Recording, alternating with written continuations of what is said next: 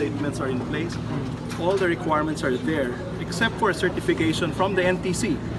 So imagine that, right? It's from the NTC that's missing. So of course we have to go to court and get relief as far as why is that the case? Because if they had given us a certification, we would have complied 100%. Why do you think, sir, that they didn't give you the certification? Well, we have given them our position paper for the longest time, for more than 2 weeks now.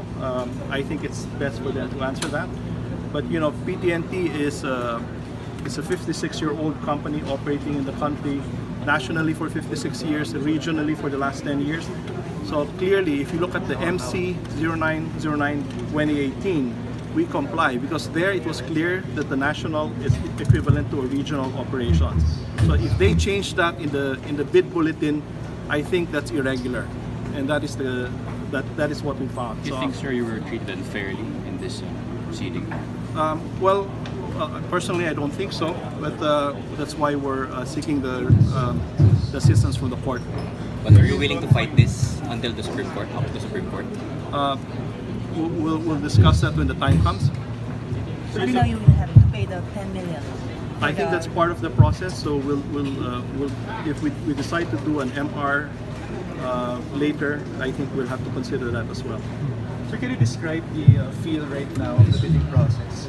How is well, think about it. There's only 3 bidders that participated, and 2 got disqualified. So I think you can figure out what's happening there. So hopefully they, and besides, in the process there was less transparency during the proceedings. So I was hoping that there would have been more transparency in terms of being able to raise your concern as the bids are being opened. So, but anyway, that's what it is. We are raising our case accordingly. Sir, do we find anything irregular in terms of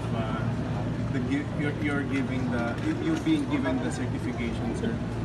No, I think the situation is because we're participating or we're bidding as the lone Filipino company.